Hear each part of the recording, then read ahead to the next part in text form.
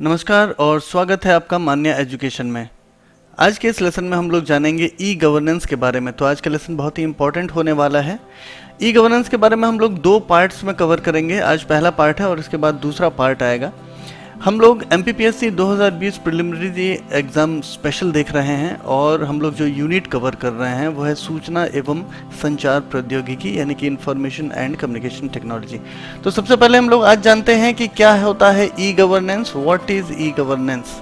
ठीक है, तो ई गवर्नेंस होता है इलेक्ट्रॉनिक गवर्नेंस। पहले तो फुल फॉर्म जान ले। ई मतलब इलेक्ट्रॉनिक है ना, ईमेल जैसे होता है तो उसमें ई मतलब होता है इलेक्ट्रॉनिक। तो जहाँ पे ई लग जाता है ये छोटा वाला, इसका मतलब इलेक्ट्रॉनिक है। तो e governance it is the use of information and communication technology for providing government services, exchange of information, transactions, integration of previously existing services and portals। तो मतलब क्या हुआ, ई गवर्नेंस क्या हुआ? ई गवर्नेंस जो है वो इंफॉर्मेशन एंड कम्युनिकेशन टेक्नोलॉजी का यूज़ करके लोगों को गवर्नमेंट की सर्विसेज दिलवाना, इंफॉर्मेशन का एक्सचेंज करना, इंफॉर्मेशन का आदान प्रदान करना, ट्रांजैक्शंस करना जिसमें डिजिटल ट्रांजैक्शंस होंगे। ट्रांजैक्शन का मतलब है किसी से जैसे आपने डेटा ले लिया, ठीक है, फॉर्म भरवा लिया, वो डेटा आपके पास आ गया, ये भी एक ट्रांजैक्शन होता है। और इसमें जो पेमेंट सिस्टम्स हैं वो सब भी इसमें आ जाते हैं। Integration of previously existing services and portals, यानी कि जो पहले से ऑलरेडी जो सर्विसेज चल रही थी उसको धीरे धीरे हम लोग इंफॉर्मेशन एंड कम्युनिकेशन टेक्नोलॉजी की सहायता से इलेक्ट्रॉनिक फॉर्म में ले आएंगे। तो इस प्रकार से इलेक्ट्रॉनिक गवर्नेंस जो है वो इंफॉर्मेशन और कम्युनिकेशन टेक्नोलॉजी का इस्तेमाल करके गवर्नमेंट की सुविधाओं को लोगों तक पहुंचाने को कहते हैं। अब ये ई गवर्नेंस जो है वो जब इंफॉर्मेशन एंड कम्युनिकेशन टेक्नोलॉजी का यूज़ करेगा। अच्छा, जब मैं बार बार बोल रहा हूँ इंफॉर्मेशन एंड कम्युनिकेशन टेक्नोलॉजी तो इसका मतलब ये है कंप्यूटर, इंटरनेट, मोबाइल, इन सब चीज़ों का उपयोग करते हुए। ठीक है, तो जब e governance information and communication technology का उपयोग करता है तो ये सुविधाएं बहुत ही इजीली लोगों तक पहुंच जाती हैं। जैसे आपको किसी चीज़ का फॉर्म भरना है, आपको ऑफिस तक जाना नहीं पड़ेगा, आप डायरेक्टली पोर्टल ओपन करिए या ऐप ओपन करिए, आप उसमें अपनी डिटेल्स भर के और फॉर्म जमा कर दीजिए। कोई आपको आवेदन करना हो, यदि आपको कुछ पेमेंट करना हो, अब आपको अपना कोई टैक्स भरना है, कोई प्रॉपर्टी टैक्स वगैरह कुछ इस प्रकार का आपको भरना है तो आप बड़े आसानी से घर बैठे बैठे कर सकते हैं। तो ये जो चीज़ें हैं ये गवर्नेंस को इजी बनाती हैं। गवर्नेंस को इजी बनाने का मतलब है गवर्नमेंट की जो सर्विसेज हैं वो सुगमता से लोगों तक पहुंचा देती हैं। अब इससे और भी क्या फ़ायदे हो जाते हैं? एक बहुत बड़ा फ़ायदा ये हो जाता है कि इसमें भ्रष्टाचार में कमी आ जाती है, क्योंकि जब ह्यूमन इन्वॉल्वमेंट कम हो जाता है तो ऑब्वियसली भ्रष्टाचार जो है वो कम हो जाता है।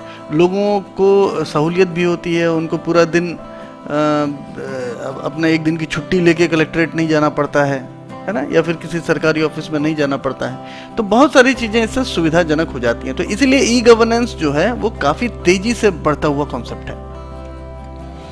इसमें स्टेजेस होते हैं, 3 स्टेजेस होते हैं जिससे नॉर्मल गवर्नेंस को ई गवर्नेंस में बदल दिया जाता है। पहला स्टेज है कंप्यूटराइजेशन। जहाँ पे कंप्यूटर नहीं है, जहाँ पे इंटरनेट नहीं है, वहाँ पे पहले ये सुविधाएं, फिजिकल सुविधाएं जुटाई जाती हैं। तो पहले सबसे पहले कंप्यूटराइजेशन होता है। किसी ऑफिस में ये सब सुविधाएं नहीं है तो ये सुविधाएं पहले वहाँ पे लाई जाएंगी। फिर होता है नेटवर्किंग।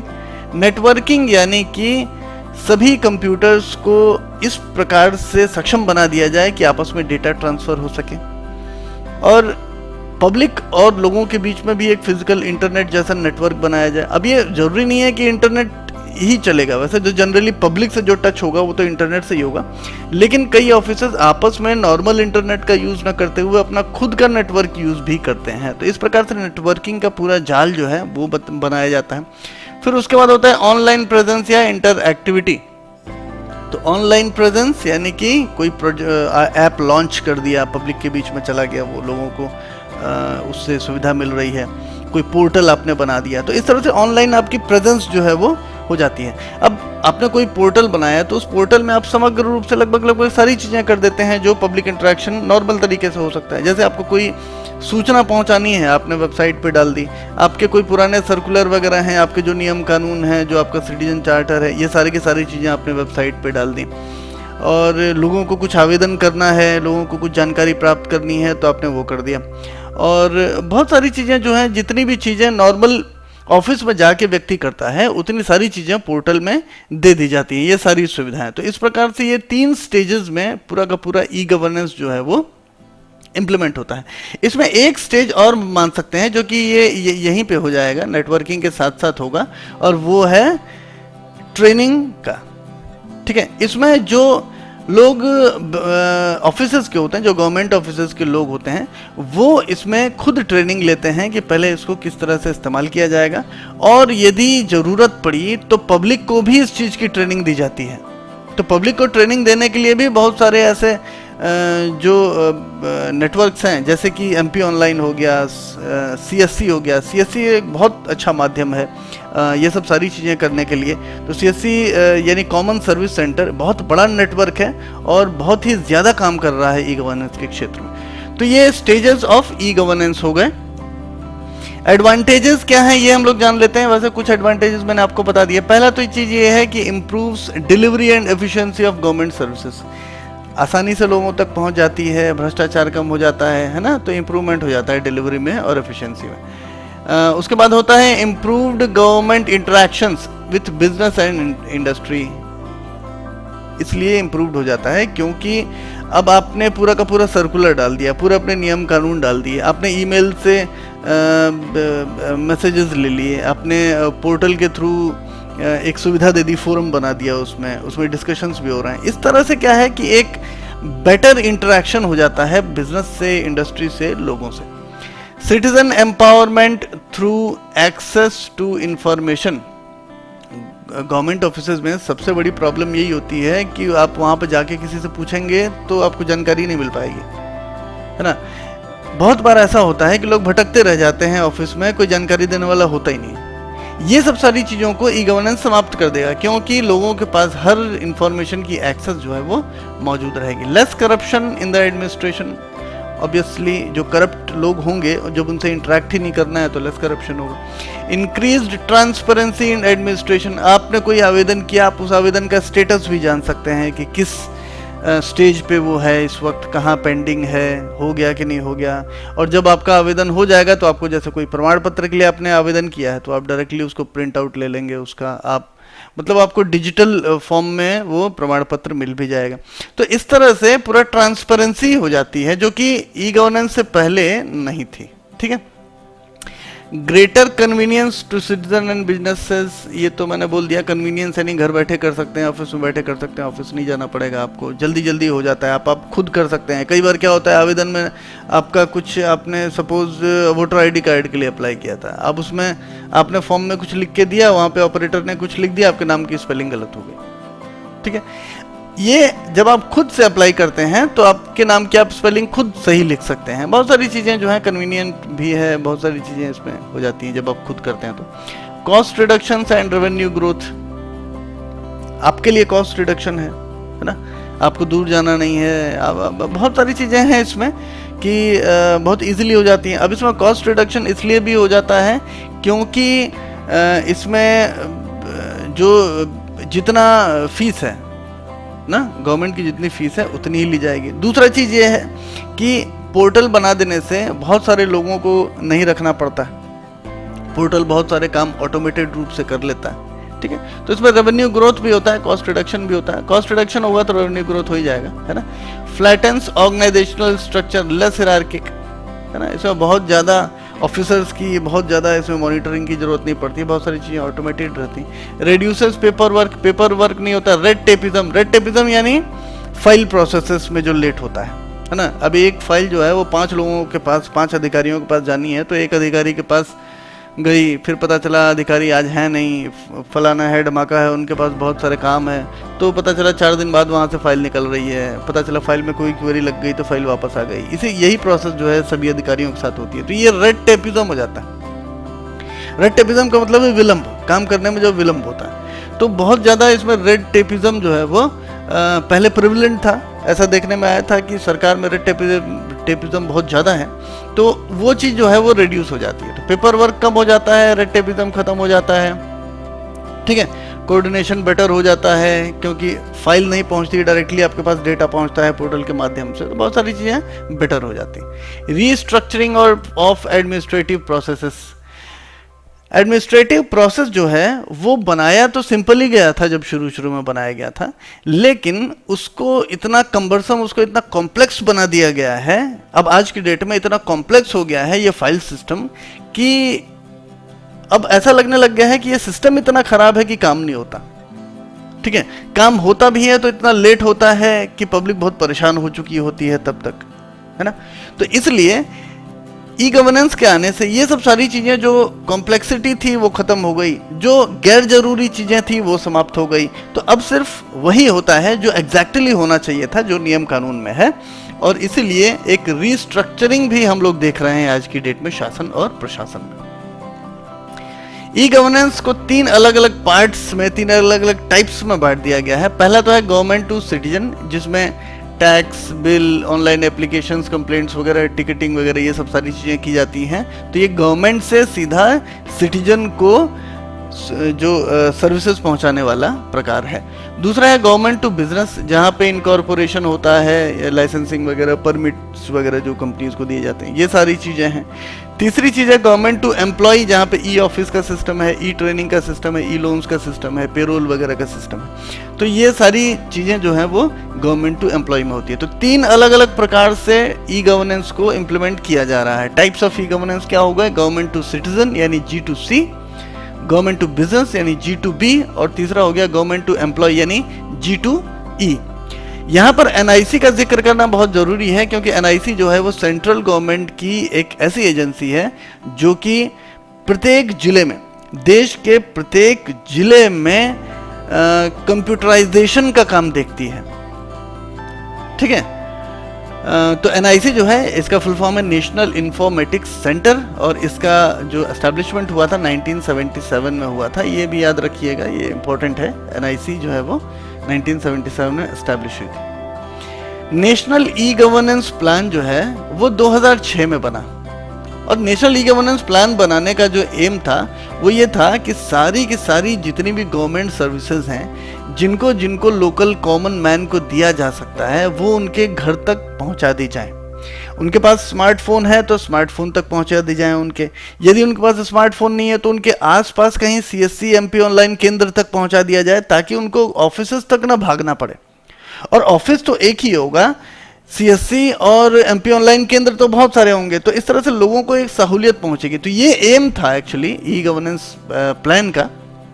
तो नेशनल ई गवर्नेंस प्लान यानी NEGP है ना, ये जो है वो department of electronics and information technology, जिसे DEITY शॉर्ट फॉर्म में कहेंगे, और department of administrative reforms and public grievances यानी DARPG, इन दोनों ने मिल के 2006 में नेशनल ई गवर्नेंस प्लान बनाया। ठीक है, इसका एम क्या था? इसका एम था improving delivery of government services to citizens and businesses. ठीक है, इम्प्रूविंग डिलीवरी। और इसका विजन क्या था? Make all government services accessible to the common man. ठीक है, नॉर्मल कॉमन मैन तक गवर्नमेंट सर्विसेज पहुंचाना है इन हिज लोकेलिटी। ऐसा नहीं कि वो ऑफिस आके ही ले रहा है सर्विस, उसकी लोकेलिटी में पहुंचाना है through common service delivery outlets. Common service delivery outlets यानी जैसे मैं CSC और MP ऑनलाइन की बात कर रहा हूं, है ना, मध्य प्रदेश में MP ऑनलाइन, CSC पूरे देश में। ठीक है, and ensure efficiency, transparency and reliability of such services at affordable cost. ठीक है, to realize the basic needs of the common man. तो एक बहुत ही नोबल कॉज से, एक पूरे रेवोल्यूशनरी कॉज एम के साथ ये नेशनल ई गवर्नेंस प्लान 2006 में बनाया गया। सेंट्रल गवर्नमेंट ने कुछ मिशन मोड प्रोजेक्ट बनाए हैं, जिसे सेंट्रल गवर्नमेंट संचालित करती है, पूरे देश के लिए संचालित करती है। और ये मिशन मोड प्रोजेक्ट्स जो होते हैं वो किसी सेक्टर को इम्प्रूव करने के लिए, ई गवर्नेंस की सहायता से उस सेक्टर के कामकाज को इम्प्रूव करने के लिए होते हैं। तो वो कौन कौन से सेक्टर हैं, क्या क्या मिशन मोड प्रोजेक्ट्स हैं? E office for modernising and computerising office network, ये NIC की सहायता से किया जा रहा है। ई ऑफिस जो होता है, ई ऑफिस यानी कि फाइल सिस्टम, जो कागज वाला सिस्टम होता है, वो पूरी तरह से खत्म करना है। ऑफिस में लेटर आएगा, फाइल चलेगा, फिजिकल जो आदेश वगैरह निकलेंगे, ये सारी चीजें खत्म करके बिल्कुल पेपरलेस करना है। और बिल्कुल पेपरलेस करने के बाद इसमें ईमेल का उपयोग करते हुए एक दूसरी जगह पे सूचनाएं पहुंचाना है। जैसे इसमें फाइल भी चलती है तो ईमेल की सहायता से चलती है है ना। ई ऑफिस का एक पोर्टल है, उसी पे जो सारे अधिकारी अपनी नोटिंग लिखते हैं और उसी में अपने डिजिटल सिग्नेचर करते हैं। फाइल यहाँ से वहाँ ले जाने का काम खत्म, ठीक है, और फाइल आपके इनबॉक्स में आ जाती है। अब आपके पास जो जो फाइलें हैं आप उसका निपटारा कर सकते हैं और जिसको मार्क करेंगे उसके पास पहुंच जाएगी। उसी प्रकार से लेटर्स जो आते हैं वो स्कैन्ड फॉर्म में आएंगे। जैसे लेटर आपके पास फिजिकल आया भी तो एक ऐसा डिपार्टमेंट बनाना पड़ेगा या फिर आवक जावक शाखा जो होती है वो उसे स्कैन करके और वहीं के वहीं सीधा जिस डिपार्टमेंट में पहुंचाना है उस डिपार्टमेंट के इनबॉक्स में पहुंचा देगी। तो अब ये चिट्ठियां जो है लेके जाने का और ये सब, चिट्ठी पता चला खो गई, मिली नहीं तो फलाना हो गया, ये सब सारी की सारी चीजें खत्म, डायरेक्टली अधिकारी के इनबॉक्स में पहुंचेंगी। तो बहुत ही रेवोल्यूशनरी, अगर ये पूरी तरह से लागू हो गया है, हमारे एमपी में अभी लागू नहीं है ये, लेकिन कोशिश चल रही है एमपी में भी लागू करने की। तो यदि अगर ये अच्छी तरह से लागू कर दिया गया तो गवर्नमेंट ऑफिसेज में जो कामकाज है वो पूरी तरह से बदल जाएगा, पूरी तरह से पेपरलेस हो जाएगा। Immigration visa and foreign registration and tracking, ये IVFRT, इसका पूरा कॉन्सेप्ट इसमें मिशन मोड प्रोजेक्ट में लिया गया है और इसको पूरी तरह से मॉडर्नाइज किया जा रहा है, कंप्यूटराइज किया जा रहा है। UIDAI प्रोवाइडिंग यूनिक आधार नंबर, यूनिक आधार नंबर यानी कि अपना जो आधार है, आधार कार्ड, ये कंप्यूटराइज किया गया और न सिर्फ कंप्यूटराइज किया गया बल्कि ये बहुत ही हाईटेक बनाया गया। ये जो होता है किसी इंसान का पहचान होता है, ठीक है। अब ये न सिर्फ नॉर्मल पहचान है बल्कि एक बायोमेट्रिक पहचान भी है, यानी कि आपके जो हाथ के निशान, मतलब उंगलियों के निशान है वो भी लिए जाते हैं। आपकी रेटिना को भी स्कैन किया जाता है, आंखों में जो रेटिना होता है उसको भी स्कैन किया जाता है। तो ये एक बहुत बड़ा कॉन्सेप्ट है सभी लोगों की पहचान करने के लिए। और ये जो UIDAI का कॉन्सेप्ट है, इसमें हर व्यक्ति की जब यूनिक पहचान होती है तो कोई भी व्यक्ति अब अपनी पहचान को छुपा नहीं सकता। एक व्यक्ति दो सेवाओं का लाभ नहीं ले सकता, अलग नाम रख के या फिर अपनी पहचान छुपा के या फिर एक डिपार्टमेंट में न बता के दो अलग अलग जगहों से। ये सब सुविधाएं जो हैं वो जो गलत तरीके से ली जा रही थी वो सब नहीं होगा। तो बहुत हद तक देखा जाएगा कि ये करप्शन जो है वो कम होगा। तो UIDAI का जो आधार सिस्टम है वो बहुत ही बेहतरीन, बहुत ही मॉडर्नाइज्ड और कंप्यूटराइज्ड ये सिस्टम है। पेंशन्स में, पेंशन तो अब निपटारा ऑनलाइन हो जाता है। बैंकिंग के बारे में आप जानते ही हैं, बैंकिंग तो लगभग सभी बैंक जो हैं वह पूरा कामकाज अपना ऑनलाइन ही करते हैं। अब तो ब्रांच में जाने की ज़रूरत नहीं पड़ती। आपको लोन चाहिए तो भी, कार्ड के लिए अप्लाई कर रहे हैं तो भी, पैसा आपको ट्रांसफ़र करना है तो भी, सारी की सारी चीज़ें लगभग सभी जो बैंकिंग सिस्टम है वो सारा ऑनलाइन हो गया है। Modernisation and computerisation of post offices पूरी तरह से तो नहीं हुआ है, लेकिन फिर भी पोस्ट ऑफिसेज भी बहुत ज़्यादा हद तक जो है वो बहुत मॉडर्नाइज हो गए हैं, क्योंकि ये गवर्नमेंट के मिशन मोड प्रोजेक्ट में था। अब हम लोग स्टेट गवर्नमेंट के भी मिशन मोड प्रोजेक्ट देख लेते हैं। स्टेट गवर्नमेंट यानी कि हम मध्य प्रदेश की बात करेंगे यहाँ पर, है ना। ई गवर्नेंस इन म्युनिसिपैलिटीज, म्युनिसिपैलिटीज में ई गवर्नेंस यानी कि ये जो बहुत सारे पोर्टल वगैरह जो बन गए हैं, ई डिस्ट्रिक्ट जो है एक बहुत बड़ा कॉन्सेप्ट है जो कि लोक सेवा प्रबंधन विभाग देखता है। तो ये सारी चीज़ें जो है वो म्युनिसिपैलिटीज़ में लागू हो गई हैं। आपको किसी भी चीज़ के लिए अप्लाई करने के लिए, आवेदन करने के लिए, जानकारी लेने के लिए आपको ऑफिस तक नहीं जाना पड़ता है, बल्कि आप इनके पोर्टल से डायरेक्टली देख सकते हैं। पुलिस ने अडॉप्ट किया है crime and criminal tracking network and system यानी CCTNS। CCTNS पुलिस विभाग ने खुद से इसको डेवलप और इसको मेंटेन किया है। इसमें बहुत सारी चीज़ें जो हैं, ये CCTNS जो है ये पूरा का पूरा जो कॉन्सेप्ट है ये तो बहुत सारे राज्यों में यूज़ हो रहा है, लेकिन मध्य प्रदेश में इसको काफ़ी ज़्यादा अच्छी तरह से यूज़ किया गया है। तो यहाँ पे ये CCTNS जो है वो क्राइम और क्रिमिनल ट्रैकिंग सिस्टम है पूरा का पूरा, ये बहुत ही बड़ा सिस्टम है। पब्लिक डिस्ट्रीब्यूशन सिस्टम, राशन वाशन के लिए फूड डिपार्टमेंट यूज़ करता है। हेल्थ है ना, जिसमें mother and child tracking system है, ये हेल्थ डिपार्टमेंट और WCD मिलके यूज़ करते हैं। Providing ICT to schools to ASHA and ANM workers, ICT tools sorry. तो ICT क्या है, information and communication technology. ASHA और ANM वर्कर्स को टैबलेट्स वगैरह दिए गए हैं जिससे वो जो जिस व्यक्ति के भी घर जाते हैं उसकी डिटेल्स वगैरह अपने पास रख सकते हैं। नेक्स्ट टाइम जब वो जाएंगे तो पुरानी डिटेल्स वगैरह उनके पास रहती हैं, तो बहुत ही ये सब काम आ जाता है। तो आशा और ANM वर्कर्स को भी ICT से जोड़ा गया है। ई पंचायत पंचायत के भी बहुत सारे, पंचायत का तो खुद का पोर्टल ही बना दिया गया, उसमें बहुत सारी जो पंचायती काम होते थे जिसके लिए सरपंच सचिव वगैरह के पास जाना पड़ता था, ये सब चीज़ें अब खत्म हो गई। बैकएंड से भी बहुत सारी चीज़ें अब ई पंचायत में होने लग गई हैं, यानी कि कोई टूर हो रहा है, कोई काम हो रहा है, कोई आदेश आ रहा है, ये सारी की सारी चीज़ें ई पंचायत में उपलब्ध है। ई डिस्ट्रिक्ट एक बहुत बड़ा कॉन्सेप्ट है। आपको जाति प्रमाण पत्र बनवाना है, आपको स्वयं सो प्रमाण पत्र बनवाना है, स्थायी निवासी बनवाना है, इसके लिए आपको अब कहीं जाने की जरूरत नहीं पड़ती है। वैसे तो लोक सेवा केंद्र हैं ये सब काम करने के लिए, लेकिन ई डिस्ट्रिक्ट वेबसाइट की सहायता से आप घर बैठे भी आवेदन कर सकते हैं। ठीक है, तो ई डिस्ट्रिक्ट या बल्कि आप एमपी ई डिस्ट्रिक्ट के वेबसाइट को भी आप गूगल पे सर्च करके देख भी लीजिएगा। बहुत ही वृहद तरीके से ई डिस्ट्रिक्ट का इलेक्ट्रॉनिक गवर्नेंस का उपयोग किया गया है।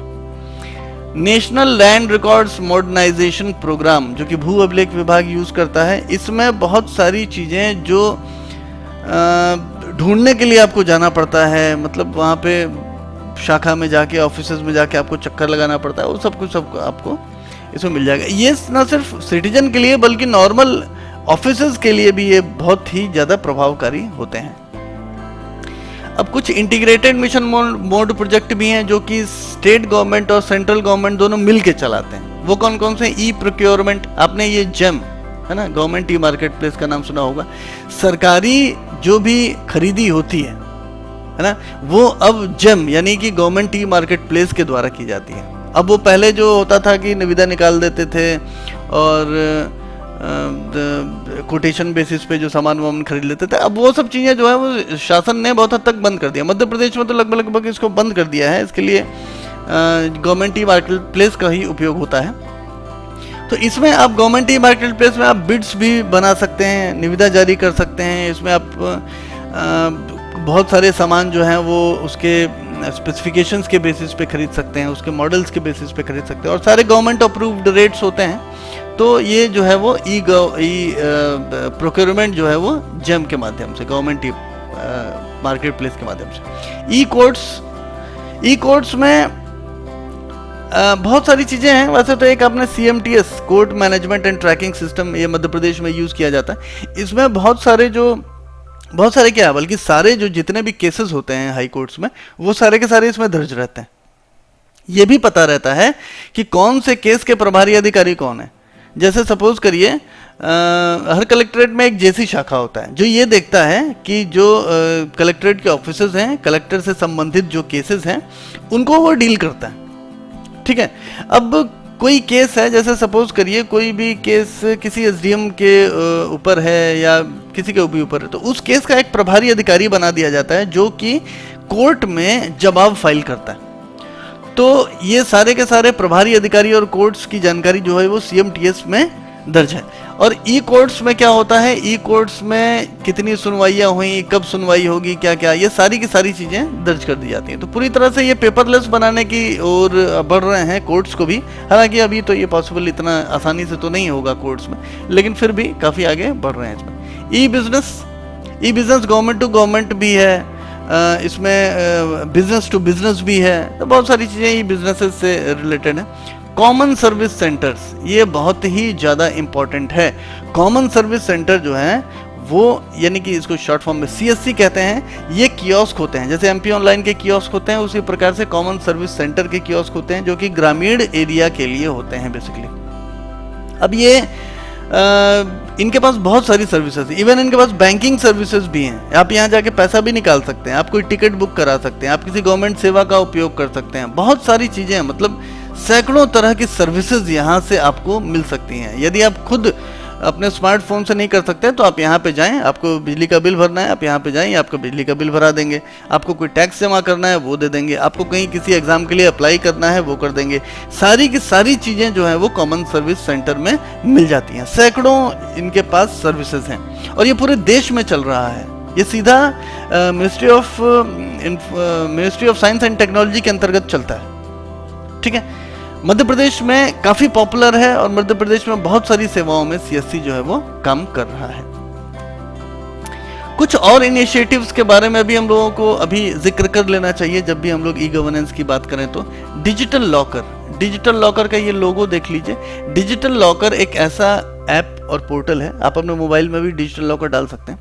जिससे आप अपने जो भी आपके सर्टिफिकेट्स वगैरह हैं, है ना, जो एजुकेशनल सर्टिफिकेट्स हैं, जो भी आप जैसे आपका आधार कार्ड हो गया, आपका ये हो गया ड्राइविंग लाइसेंस वगैरह, ये सारी की सारी चीज़ें स्कैन्ड फॉर्म में आप डिजिटल लॉकर के अंदर रख सकते हैं। डिजिटल लॉकर जो है वो बहुत ही सिक्योर है, कोई इसमें आपका डेटा ले नहीं सकता।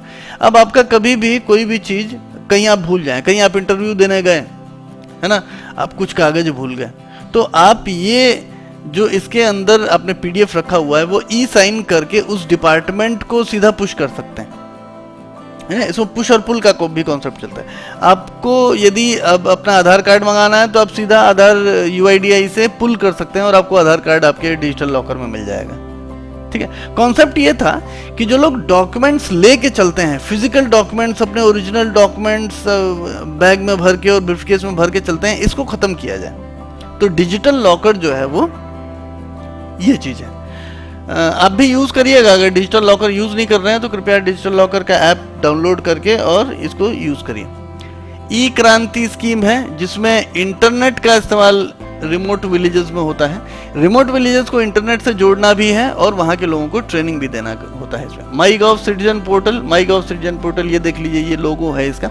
इससे आप जुड़ के गवर्नमेंट की कामकाज में भागीदारी भी कर सकते हैं, गवर्नमेंट को अपने सजेशंस देख सकते हैं और गवर्नमेंट के साथ मतलब एक तरह से मिलजुल के आप काम कर सकते हैं। तो गवर्नमेंट सिटीजन पोर्टल में, माई गॉव में आप चाहें तो अभी एनरोल कर लीजिएगा। ये सब हर सिटीजन को करना चाहिए, जो भी जागरूक सिटीजन है उसको ये सब चीज़ें यूज़ करना चाहिए। माई गॉव हो गया, डिजिटल लॉकर हो गया। डिजिटल इंडिया प्रोग्राम, ये तो खैर बहुत बड़ा प्रोग्राम है, इसके बारे में आप इंटरनेट पे जितना पढ़ेंगे उतना ही आपको कम लगेगा, क्योंकि इतना ज़्यादा है। डिजिटल इंडिया प्रोग्राम के अंतर्गत बहुत सारे प्रोग्राम्स चल रहे हैं, है ना। इस प्रोग्राम के अंतर्गत भी बहुत सारे प्रोग्राम चल रहे हैं, बहुत सारे सैकड़ों तरह की ट्रेनिंग चल रही है, सैकड़ों तरह की सर्विसेज चल रही है। उद्देश्य क्या है कि भारत को पेपरलेस बनाया जाए और जो सर्विसेज हैं उनको फास्ट किया जाए, लोगों के घर तक पहुंचे सुविधाएं, ये इसका उद्देश्य है। आधार इनेबल्ड पेमेंट सिस्टम, ये बहुत ही इंपॉर्टेंट है ना। आधार इनेबल्ड पेमेंट सिस्टम क्या होता है? इससे आपका बैंक अकाउंट यदि आपके आधार से लिंक है तो आप सीधा अपने बायोमेट्रिक देकर, जैसे बायोमेट्रिक मशीन है ये वाली, है ना, इसके ऊपर आप अपना अंगूठा रखेंगे, आपकी पहचान हो जाएगी और उसके बाद आप इसमें से कैश निकाल सकते हैं। क्या क्या कर सकते हैं? बैलेंस इंक्वायरी कर सकते हैं, कैश विड्रॉ कर सकते हैं, कैश डिपॉजिट कर सकते हैं, आधार टू आधार फंड ट्रांसफर कर सकते हैं। एटीएम्स की भी जरूरत आपको नहीं पड़ेगी, हालांकि इसको भी माइक्रो एटीएम ही कहते हैं क्योंकि इसमें पैसा जो है वो लेन देन होता है इसमें, है ना, कैश डिपॉजिट और कैश विड्रॉल भी होता है, तो इसे माइक्रो एटीएम भी कहते हैं। तो लेकिन ये एईपीएस जो है ये बहुत ही ऑथेंटिक चीज़ है, क्योंकि आपके आधार से ये ऑथेंटिकेट होता है, आपके आधार से जुड़ा होता है और बिल्कुल ऑथेंटिक, बिल्कुल बहुत ही अच्छी चीज़ है ये एईपीएस, यानी कि आधार इनेबल्ड पेमेंट सिस्टम।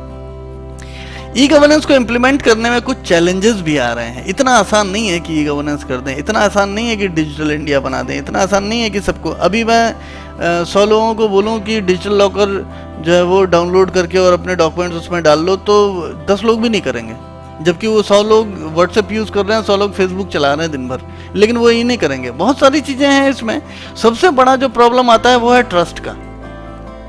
अब ये आप खुद भी सोचिएगा कि लोगों को व्हाट्सएप और फेसबुक पे अपनी जो इन्फॉर्मेशन है, इवन प्राइवेट इन्फॉर्मेशन देने में कोई संकोच नहीं है, लेकिन गवर्नमेंट के किसी पोर्टल पे या गवर्नमेंट के किसी ऐप पे अपनी इन्फॉर्मेशन देने में घबराते बहुत ज़्यादा हैं। तो क्यों है ऐसा? ट्रस्ट इशू है ना। गवर्नमेंट ऑफिसेज पे, गवर्नमेंट डिपार्टमेंट्स पे लोगों को वाकई एक ट्रस्ट इशू है आज भी। भले ही लोग एक्सप्लेन नहीं कर पा रहे हैं उसको, लेकिन आप महसूस करेंगे ऐसा लोगों से बात करके कि लोगों को अभी भी ट्रस्ट इशू है। ई गवर्नेंस में लोग इसीलिए आगे नहीं बढ़ पा रहे हैं क्योंकि उनको पूरी तरह से विश्वास नहीं है कि वो जो करना चाह रही है गवर्नमेंट एग्जैक्टली वैसा हो जाएगा। ठीक है। दूसरा है रेसिस्टेंस टू चेंज न।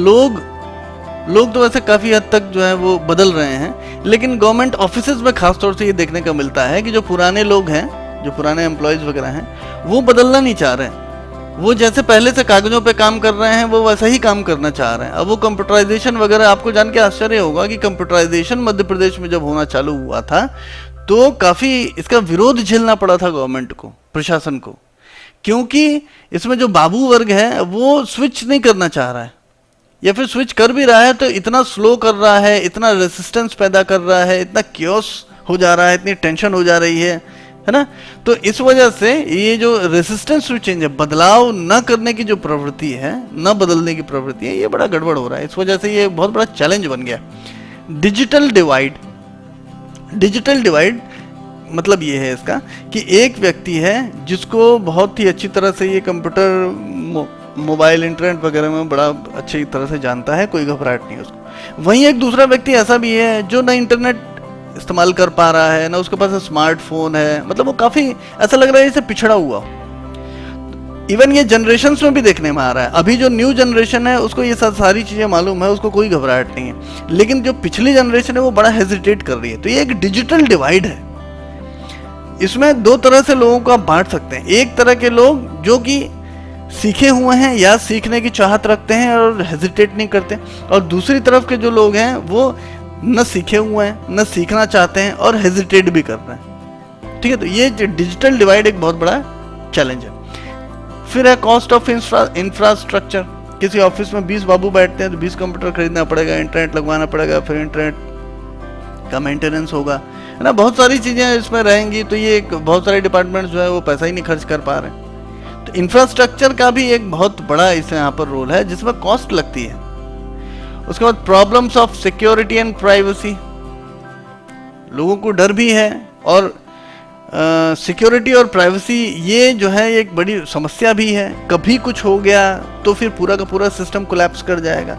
कभी भी किसी भी पोर्टल से, गवर्नमेंट पोर्टल से यदि कुछ ऐसा हुआ कि सिक्योरिटी, प्राइवेसी, जो डेटा है वो लीक हुआ या कुछ ऐसा हुआ तो पूरा का पूरा सिस्टम कोलैप्स कर जाएगा। फिर वो ट्रस्ट बिल्ड करने में बहुत दिक्कत आएगी। ठीक है, तो ये प्रॉब्लम्स हैं। कौन कौन से प्रॉब्लम्स हैं जिसे चैलेंज के रूप में बताया गया है? Trust, resistance to change, digital divide, cost of infrastructure और problems of security and privacy. तो ये था हमारा आज का पार्ट। अगले पार्ट में हम लोग और चीज़ों के बारे में जानेंगे। हम लोग जैसे स्वान के बारे में जानेंगे, एमपी ऑनलाइन के बारे में, बहुत नई चीज़ों के बारे में हम लोग जानेंगे जो कि ई गवर्नेंस को इम्प्लीमेंट करने में बहुत मदद कर रही हैं। अगले पार्ट में हम लोग डिस्ट्रिक्ट ई गवर्नेंस सोसाइटीज के बारे में भी जानेंगे जो कि मध्य प्रदेश गवर्नमेंट ने हर जिले में स्थापित करके रखे हैं। और जो ई गवर्नेंस सोसाइटीज हैं वो ई गवर्नेंस को इम्प्लीमेंट करने में ही काम कर रहे हैं। तो इस पार्ट से, पहले पार्ट से रिलेटेड यदि आपके मन में कोई सवाल हो तो कमेंट बॉक्स में जरूर लिखिएगा। चैनल को सब्सक्राइब नहीं किया हो तो कृपया सब्सक्राइब जरूर करिएगा। मुलाकात होगी अगले पार्ट में एक बार फिर से। नमस्कार।